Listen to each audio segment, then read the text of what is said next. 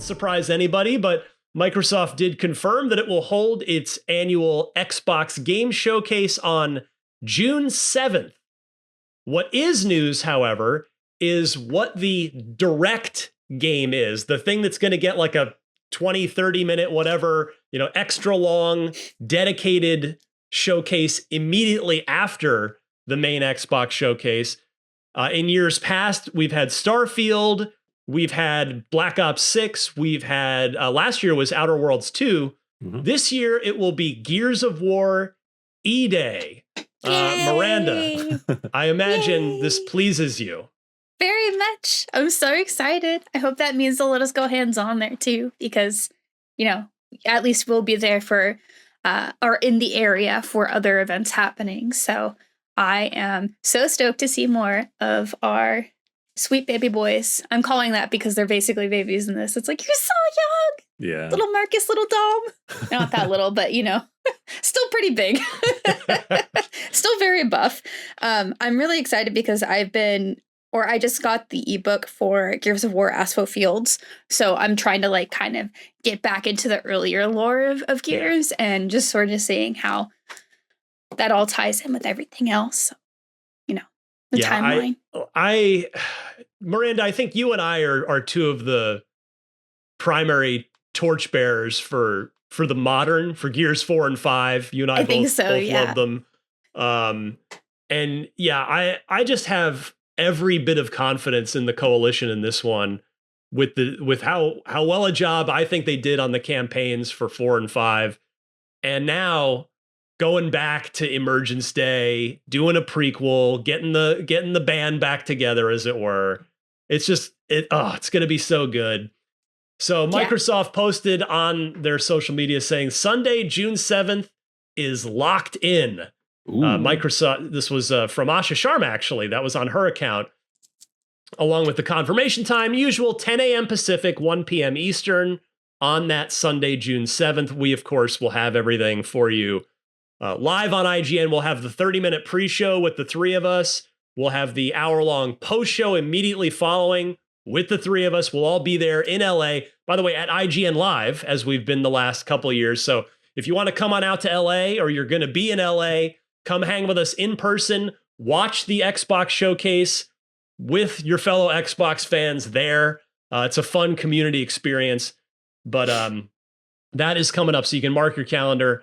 And Asha, continuing her comment on this, she said, Xbox Game Showcase 2026 is almost here with a deep dive into Gears of War E-Day Direct. That's not a quote, but this is. In my first month, I heard clearly that our community values FanFest. As part of the return of Xbox, we made the decision to bring it back to LA to recognize the players who've been with us over the years. Looking forward to celebrating together. So you've got multiple reasons to be in or go to LA in early June. You come hang with us at FanFest, go to at IGN Live, you go to the Xbox FanFest. It's going to be a good time coming up here in, just 2 months. It's 2 months away. No. The countdown is on. I'm so excited. I feel like I need to hop in a bunch of meetings about this. Oh, damn. Yeah. In case you guys haven't seen us do things for IGN Live yet, or you haven't seen it for the past 2 years, it is so much fun. Honestly, just come spend a day with us. We have my favorite area. I don't think we talked about it enough, is we have basically a free arcade with a bunch of machines on free play. So if you ever want to play an arcade game, just go at it. There's lots of free stuff, lots of cool demos and stuff as well. It's where I first got to play the Play Date, and then I fell in love with it, and now I have one. So it's just an awesome time. And of course, you get to see us. Yeah, man. Yeah, IGN Live. I love doing the showcase with y'all. That was same thing with last week at PAX, where the energy was so different with me, you, and Seth. Where it's we're in person, we could do gags more, we can toss to each other a little bit easier, and it's just the feel, the vibes. And last year at IGN Live, when we did the pre and post show for Unlocked, or for the Xbox Showcase as Unlocked, that was, man, I live for that stuff. So come through, chill with us. It's gonna be good. So I wanted to dig a little deeper into this announcement, which you may, at the surface, you may go, well, what is there to dig into? I would say there is actually plenty to potentially dig into here. And I want to start with this. First, this is going to be a litmus test. You guys can call me crazy if you like, but I think the fact that Microsoft chose Gears of War E-Day as the direct game this year does tell us something fairly significant. Now, again, look at the previous games that have gotten that direct slot immediately following the showcase. As I was talking about, Starfield, Black Ops 6, Outer Worlds 2. Mm-hmm. What do those games all have in common with regard to the year that they showed up as the post-showcase direct? They all came out that year. Mm-hmm. And so I don't think Microsoft is looking to do a 30-ish minute deep dive on Gears if it's still a ways out, if it's not coming out this year. Therefore, I do think we can pretty confidently say that if, as we've talked about in the past, and we'll no doubt talk about again, if anything gets delayed into 2027 because GTA 6 just like locks down that November 19th release date, and it's definitely happening, and you see all publishers run like hell away from it, as they should.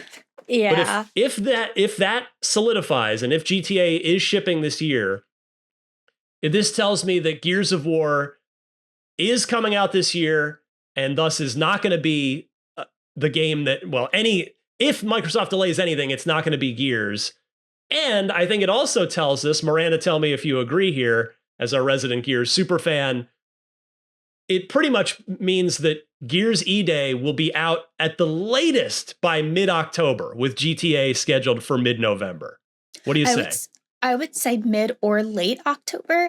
I think Gears associating a little bit with Halloween is really fun for them too, because it has that mild horror element, especially with E-Day being, such a pivotal moment, and it kind of like leaning into that horror. I think even just looking at the promo art for the showcase, it just kind of evokes, instead of that cold steel, it's that like scary emergence, like that, like obviously red is Gears' color, but I think in the way that they've even drawn the skull is just a little bit more horror adjacent. So I could see that being okay. And also because Gears games don't tend to be super long, like we're not locking in for like 50 hours here, right? For a campaign. It's not going to be like that. Obviously people will probably want to stick around for multiplayer, but that's entirely different, and that won't necessarily bleed into the same way as of GTA. So if they came out a little later, that'd be totally fine. But I do agree with an October release for this one. Michael, what do you say? Are you on board with this theory? I think so. I think that when I look at, if we're looking specifically at Fable or Gears, I think there's more, Fable has more in common with GTA in terms of like commitment and the style of game that it is. So I think that Gears kind of complements GTA in a weird way, where you have this action-packed, not super long, it's not going to require you to invest a lot of time into to get a grip with it. It's like I can jump into Gears, I could do the campaign and maybe a couple of days, and then I can jump into multiplayer and like get my fill that way. Like that's kind of what I expect out of Gears, and that is not what GTA is. GTA is a game that you live in. Yeah. Fable is a game that you're going to ostensibly live in as well. So I think that would be the sensible move, I guess. I would be disappointed to have Fable pushed till next year, but I think that I'm preoccupied with so much already. And like, I am so excited for Fable, but I want to kind of box out a lot of time to just be in the world of Fable and just like experience that world. Like that would be my primary game for like a month, I would guess. Yeah. Whereas like Gears, I think it takes care of a different taste, I would say. And so October would be great, man. Like I would love to play that game in October before GTA 6 comes out. But also I think it has the weight to carry the Xbox brand in terms of notoriety. This is a huge franchise. This is one of the big Xbox franchises. So if you lean on Gears of War E-Day to kind of be your marquee game during the holiday, that's a pretty good move, I would guess. And like you said, Ryan, every time they do one of these directs post showcase, games coming out this year. And I think historically, I mean, last year when Phil said at the showcase, like, hey, every game we're showing here is coming out, or like most of the games we're showing here is coming out this year. And they'll say it when it's coming out that year. So I would also hazard to guess that this will be out this year, and holiday this year would make the most sense. Yeah, and as an unlocked listener on social media kindly reminded me, this year is also, which God, this makes me feel old, but this year's the 20th anniversary of Gears of War. 20 years. So damn. Not that Microsoft's going to just rush a game out the door because it's a 20th anniversary just for that, but it is extra serendipitous, right? That it's we can put this out this fall. It's our big fall game, and it's the 20th anniversary of Gears, and it's a prequel, going back to the beginning. Like it's all kind of coming together pretty nicely for Gears being the big game this fall. And I'm at the point now where after I would bet a lot of In-N-Out lunches that the Gears is shipping by I'll give you late October, Miranda, even though my thinking is you don't even want to get close to GTA because you'll get people like hoarding their money going, nope, I'm just waiting. I'm saving my $80 or possibly more for GTA. I'm saving my money. So we'll see if they sneak to the Halloween window, but I feel like it might even be sooner than that. But either way, I think October seems pretty safe. I would not complain with sooner, frankly. Yeah. But Sooner is better, right? I was going to say, I'm going to bet the first week of October. So I'm going to say October 6th will be its release date. Wow. What day of the week is that? That's a Tuesday. It is a Tuesday. Okay, that is. Games usually come out on Tuesday, right? I'm not tripping about that. Typical game release day. All right, that's why I asked. But I did want to run through with you guys and talk about who we think might show something there, which studios, because I went through and did this thought exercise of like who's shipped what recently, who hasn't shipped in a while, who might we hear from. So let's go through this. Now, the Coalition, done deal. Gears of War E-Day, of course, we're getting the big direct. That's easy.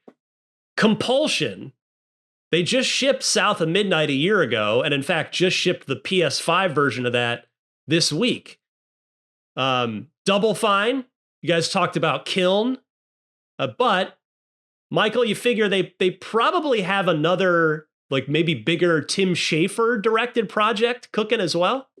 Perhaps, as we've mentioned in episodes past, it's nice that Double Fine has smaller projects that come out of their what do they call it? When they have Amnesia Fortnite. Yes, like their sort of game jam-ish initiative, and that's how you get cool things like Keeper and Kiln. But you would hazard a guess and think that, alongside all those smaller projects, you also have kind of a mainline project. And it's been a long time since we've had Psychonauts 2, which is one of the hottest games of 2021. 2021, man. That's 5 years ago. Really? Yeah. You hate to hear it, huh? So you would think that they have a larger scale project working in parallel to a lot of these smaller games. So I would not be surprised. We saw Keeper last year at the Xbox Showcase. That was a neat surprise. So maybe this year we get the big surprise. So let's see what Timmy's been up to, man. Move down the list. Halo Studios. Miranda, probably a pretty safe bet that Halo Campaign Evolved will be there in some degree, probably a release date with that as well, you'd think, at the showcase, right? Oh, yeah, absolutely. There's no reason they shouldn't talk about that there. So I don't think we'll get much more than just like a flash trailer and a release date, though. I think you're probably right. I'm with you on that one. It's a known quantity, right? Like, it's like, yeah, well, don't spoil it. Like, hey, guess what? The Flutterer thing. Oh, you ruined it. Oh, shit. 25-year-old game. God, 25. Don't say that. Michael, what about In Exile? Clockwork Revolution. We know that they actually have 2 projects cooking. We know that from job listings from years back. Clockwork's the one getting the love right now. It's furthest along, obviously. Where do you think? Do you think we see that in some way, shape, or form at this year's showcase? I think so. We absolutely should at least be reminded, get a new trailer. Maybe nothing definitive, but the reveal trailer last year at the showcase, the summer showcase, was pretty meaty. That was a lengthy reveal. Like there was showed a lot of what that world is, how that game is going to play. But I think In Exile, like they haven't put anything out in a while. I think Wasteland, the series, like Wasteland 3, what they've done with the modern Wasteland series has actually been really cool. It's been on like, I would say on a similar level as things of like, you know, Pillars of Eternity or any of those like D&D isometric RPGs. I think Wasteland 3 was a fantastic game. So them kind of stepping away from that style of game, doing a more, I guess, more or less a Dishonored style RPG in that era. Like they're working with so many interesting things here. And the amount that they have shown already, just from the jump, from the initial reveal, it's like, this seems like it's pretty far along. And I would say also agree in the notes, you say it's most likely a 2027 game. And I would kind of want this to be a 2027 game as well. As we talked about just earlier, that there are a lot of high profile projects already coming out this year. Yeah. It's fine if things are left to 2027, spread them out a little bit more, because this looks like a game that I'm going to spend a lot of time into. This game is kind of ticking all the boxes for me, man. And when it comes to In Exile and the way they think about RPG systems and doing this kind of game that's a little bit more action oriented, more Dishonored style, that seems like a perfect marriage to me. So I want this game to at least get its due, but I do think that we see it at the showcase and maybe we get a release window. Yeah, I'm with you on that. And also just watching the footage that our producer Tayo is putting up here, if you're watching with us on video, this is so my jam. I can't wait for this. Yep, 100%. I feel like they've shown this enough times too, where if we don't get a release window, they're starting to get into the showcase fatigue. Yeah. Where it's like, we've seen this a lot. It's like, okay, but do you have anything like meaningfully new for us as far as release date? No. Yeah. All right. Then it kind of just fades out of consciousness a bit. So it's like, please, please, please, either don't show it or show it when you have a window ready. Agreed. Yeah. Next on the studio list, Mojang, Minecraft Dungeons 2. That I would be very confident that we're going to get a gameplay trailer for that with a release date on the end there. Yep. The next couple are a little iffier. So I will start with Miranda on Ninja Theory. You think we see anything from them? You know, we know they've got a few projects cooking, but we got Hellblade 2. Yeah. Was that last year? That was 2 years ago. 2 years ago. Yeah. I think we could see a tease from one of their other projects, since we do know they have so much going on. But that's probably it. Like, obviously, we know that development cycles are quite long right now. So I think it would just be a tease for something else that they want to showcase. Yeah, I think you're probably right. And then Obsidian, Michael Hyam. They shipped a lot last year. Yeah. They shipped 3 games. So it might, much to their discontent. Yeah, it might be like anybody from Obsidian listening to this might be like going, guys, what more do you want from us? Leave Come us on. Alone. No. But Josh Sawyer, extremely talented role-playing game designer. He wasn't working on any of those 3 games last year, Michael. Do you think we get a teaser for whatever he's been cooking, or is it too early? Maybe we get a teaser. Maybe it's a smaller project. Maybe it's another Pentiment style thing. I think like I don't necessarily want like a sequel or a direct follow-up to Pentiment itself, but I like the idea of it. I think Pentiment is like a fantastic, like one of those, and that's all it has to be. If there is another one, that'd be sick. But like this is like that itself is like, ooh, that is a precious thing. It doesn't need to be expanded on. You don't need to force another one of those. Yeah. But the ethos behind it, having a small project that still plays into the strengths of Obsidian's kind of their repertoire, because I really like what Pentiment did with Choices, and its writing is fantastic. It is one of the most well-written games, period. And just like little things like the way they use font and text in this game is just so fascinating to interact with. So if there is a smaller project in a similar vein as Pentiment, I would love that. And if it would be really interesting if Obsidian has this cadence where Josh Sawyer works on like this small experimental idea, and then the other branches of Obsidian work on like big RPGs or whatever. Like that would be pretty cool, because I do like this idea, sort of other studios where they have, and with a little bit relating to Double Fine, where they have a big project and then small ones in between, and then they hit the big project and then small ones in between, to where we're not sitting on our hands waiting for a big thing every 5 or 6 years, where it feels like there's a drought. And I think that, not to get into ideas of game development, but I think that also helps keep the creative juices flowing. And, sometimes you get fatigued when you work on a long project, when it's like, even for some, I don't know, like a documentary I've worked on years ago, where it took months and months and months to get that thing along. You get towards the end, and you're looking at it like, I don't even know what this thing is supposed to be anymore. And you get fatigued from that. But I think having these leapfrogging with other projects, I think it keeps you in the conversation, keeps the creative aspect of development fresh. So if Obsidian has that, I'm not saying that they do, but if they do, I think that'd be really cool to see, and I would love to see something like that at the Xbox Showcase. Well, don't you figure though that Pentiment was the sort of smaller recharge your creative juices project, and now Josh's probably diving back into a bigger kind of AAA thing? Yeah, I mean, I wouldn't be opposed to that, man. Listen, if you got a New Vegas 2, if you got a New Vegas remake, man, let me know, dog. But either way, like if they do come out with like, hey, we got this is the next big project, I would be absolutely surprised, because of what they had shipped last year. I'm sure they're they're in the process of like trying to get their feet back under them. That's just my guess. Yeah, I think my gut says it's probably too early after everything they released for us last year. Yeah, maybe some DLC for Avowed and or Outer Worlds 2. I wouldn't be opposed to that either. I love those games. Playground's next on the list. We've been talking about them a lot, obviously, and I think when it comes to the showcase and Fable, if it's out in autumn 2026, as they've been saying, I think we get a release date trailer. This is probably the time when that happens. If they're still waiting to see what Rockstar does, it's possible it no shows, because we did just get a huge deep dive at the Dev Direct. Because I think, to your point earlier, Miranda, if they show Fable and then don't put a release date on it at the showcase, because they're kind of waiting to see what's going on with Rockstar, yeah. I don't think that really serves the game or the audience very well. No. So I don't know. What do you think?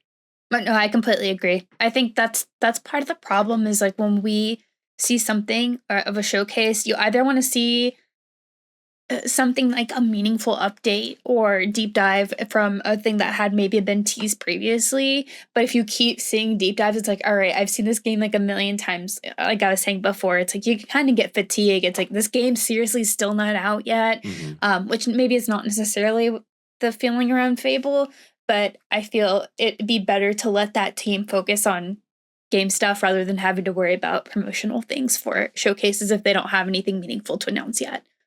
Yeah, well said. The next one on the list really made me stop and think for a minute. Rare. Ooh. I mean, Sea of Thieves, by the way, speaking of anniversaries, Sea of Thieves, I think, just hit their 8th anniversary like a week or so ago. I can't believe that game's been sailing along would be the way to say it, for quite a while.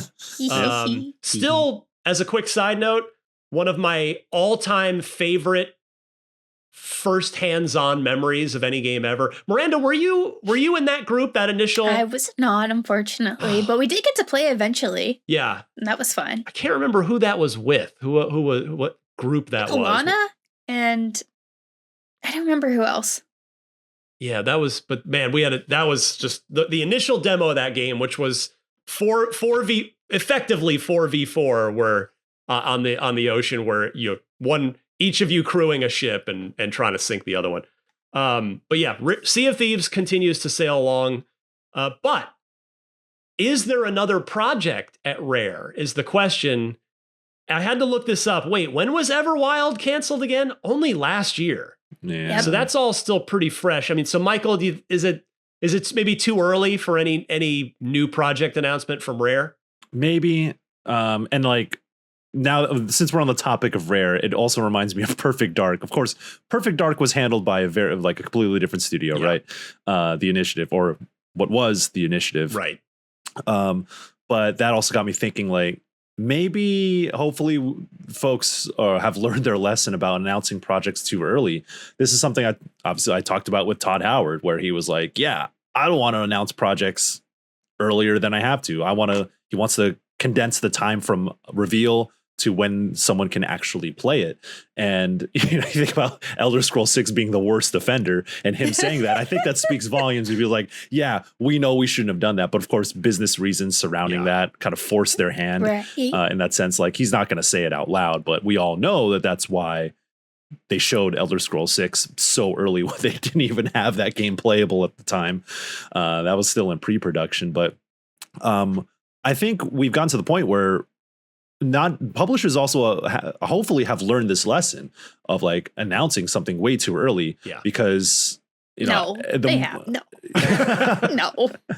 I like to think so.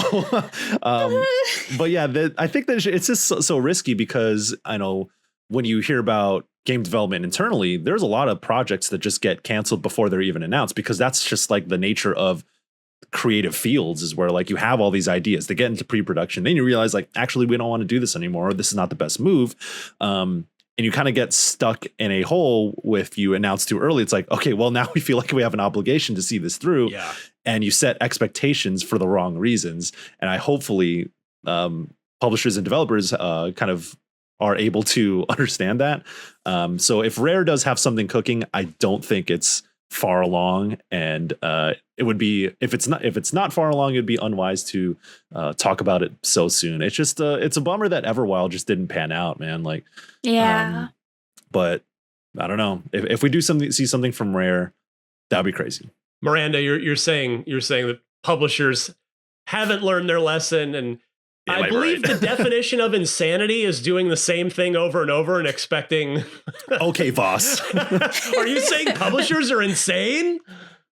I mean, I didn't say it, but no, I just think there are business reasons for things that they do, and they will keep doing it for those business reasons. Yeah, you're right. Damn. Couple more on the list here. In fact, the last one, I believe, on the actual Microsoft in-house studio list. The bottom of these have been alphabetical, if you haven't noticed. We come to Undead Labs. What the F is going on with State of Decay 3? That's one. It's very near and dear to my heart. Going back to the original, which was one of the last great Xbox Live Arcade games on the 360. Just a tremendously good idea and good design, executed brilliantly. Just obviously the story of that game is no polish. It was very rough. The second one still managed to ship rough, but they got there with many an update later, and State of Decay 2 is awesome now and has been for a while. But State of Decay 3, Miranda, is this just the biggest wild card on the list right now? Yeah, I feel like this could come out at any moment. Also could be forever away. We just don't know. Like, we haven't seen much in terms of like long gameplay, so there's an opportunity to show that there. Again, we're talking about showcase fatigue. This hasn't quite reached that since we haven't seen much of it. So I think we'd want to see like a longer stretch of gameplay, seeing like what's actually been changed from the last one. But ultimately, I think State of Decay is a pretty known quantity at this point, and it's. I also love this game so much, or like both the first and the second, despite like, you know, the weirdness of them sometimes, but you know, it's charming in its own ways. So I would just like this game soon. Yeah. Michael, what's your relationship with State of Decay, and where are you at with State of Decay 3?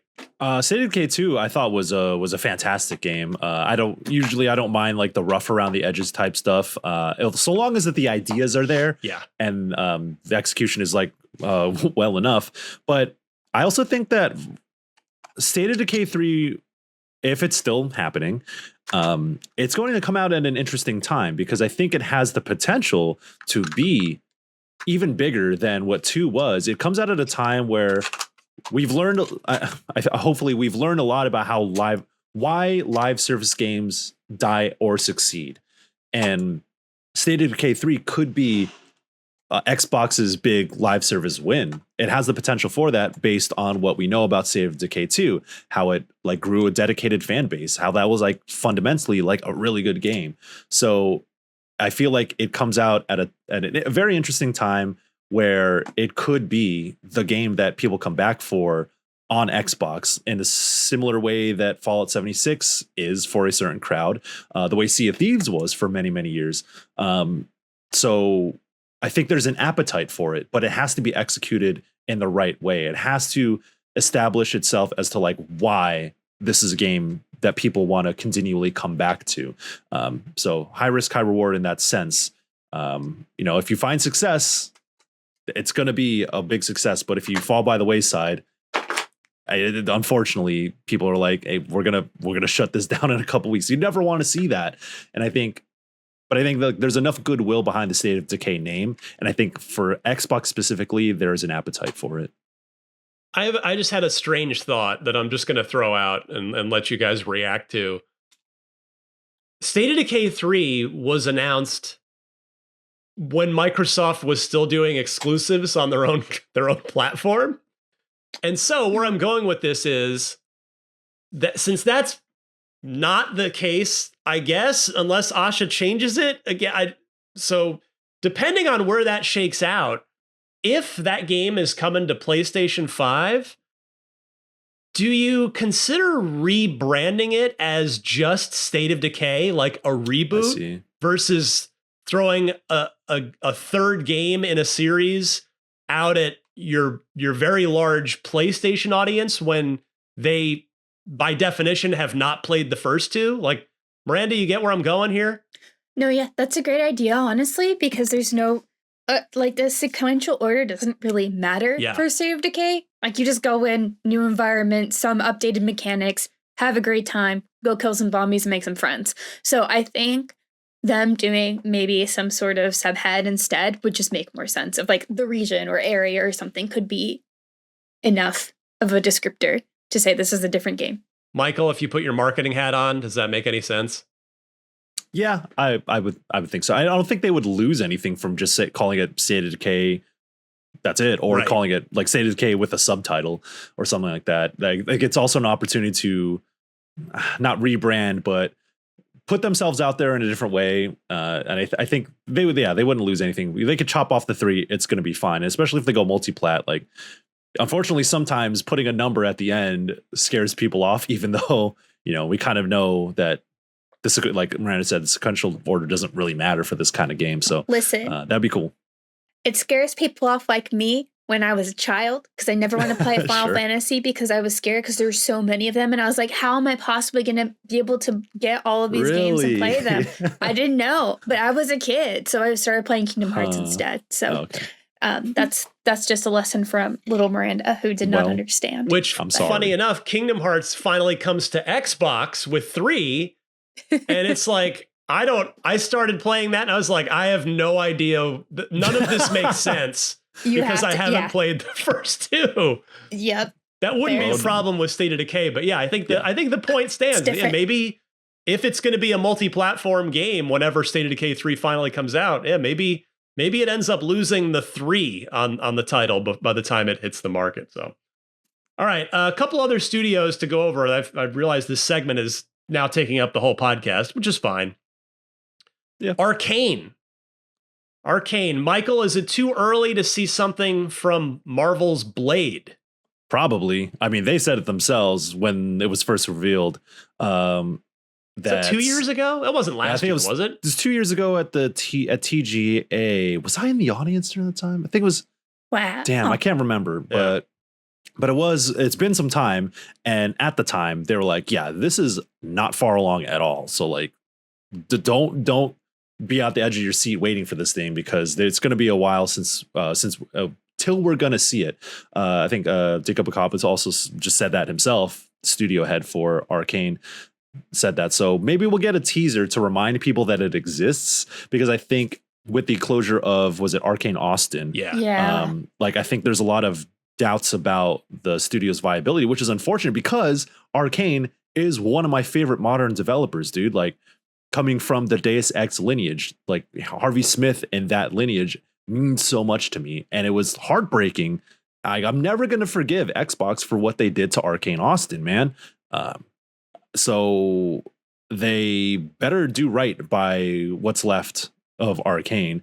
So I think reminding us that this game is coming along might be worth doing. But again, as I said before, showing games before they're imminent can be disappointing. Yeah. But just let us know you're alive. You know what I'm saying? Blink twice and Blade is still. Yeah, exactly. Yeah, proof of life. Come on now. Miranda, id Software. Doom the Dark Ages shipped less than a year ago. It was May. I had to double check. Wait, it was like, did that come out last April? No, it was last May. So it's not even been a year. Probably too early to see anything from id, right? Yep, I completely agree. I was going to say, no, pass. It's too early. And that leaves 3 more. Bethesda Game Studios. We're not getting an Elder Scrolls 6 trailer. That is, you can scratch that right off the list. That will not be happening. Mm-hmm. Infinity Ward / Treyarch / Call of Duty teams. Take it to the bank. That is going to be shown, Michael, right? I mean, whether it's whatever this year's Call of Duty is, if it hasn't been revealed yet, it'll be revealed there. If it has been revealed by then, they'll show gameplay or something, right? yeah, they'll show something. It's their annual obligation to show it. Man, I am so like, Call of Duty is fun. Don't get me wrong, but man, these annual releases I could barely keep up with. Man, sure they'll show it. But I mean, I know we have one more on this list, but I think when you talked about id Software, I also reminded Machine Games. Oh, thank you. Cool. I forgot. I completely blanked. Yeah, thank you for go ahead. How cool would it be if, we're going to get the Gears of War E-Day like that we're going to have that direct, right? But how cool would it be if the biggest showing, the biggest reveal announcement is Wolfenstein 3? Yeah! That is, let's fucking go. That would be the biggest W of like in modern showcase history, I guess. I don't know, man. Like showing off of Wolfenstein 3. I know they just got off of Indiana Jones, but come on, year and a half. I mean, yeah. You think it's too early? It feels a little early to me. Maybe next year. It does. But again, how sick would it be though, man? Be fun. It'd be good. So yeah, Call of Duty will definitely. You don't pay $69 billion largely for Call of Duty and not show it in some way, shape, or form at your showcase every single year. So that's definitely going to be happening. And that brings us to the last one on my list, Miranda. Blizzard. Diablo 4 Lord of Hatred is out there cooking. Is Blizzard going to show anything at Showcase this year? I feel like they'd have some update for one of their games. Like, I feel like with the thing is like with Bethesda too, right? Like we have a lot of live service stuff going, like Fallout 76, right? That's going to get a little moment somewhere. So I think they'll have something to show. Yeah. They have to show something. But also in a way, I don't think Blizzard's success necessarily banks on it because Blizzard has is so cornered into the PC crowd. And like their trailers are cool though. Yeah. That's the thing. It's like I want to watch because it's cool. It's like I'm not gonna play it. I had my time with Diablo at least, but Yeah, I mean, see a trailer. Probably something like the next year of Diablo content or what's next for Overwatch. I know there's Overwatch haters out there, but you know what? The reversion to Overwatch without the 2 has been pretty good for it, I would say. It's had a little resurgence. Yeah. Well, those are all the studios on our list. So feel free to comment below and wherever you're listening if we missed anything or if you think we will or won't see something from a particular studio. But the one other quick thing I wanted to, since we're already over an hour here. Thanks for checking out this clip from Unlocked, IGN's weekly Xbox show. If you enjoyed it, don't forget to watch the full episode at youtube.com/IGN Games. New episodes of Unlocked drop every Thursday on IGN Games. IGN.com, and your favorite podcast platforms. Thanks for watching, and we'll see you next time.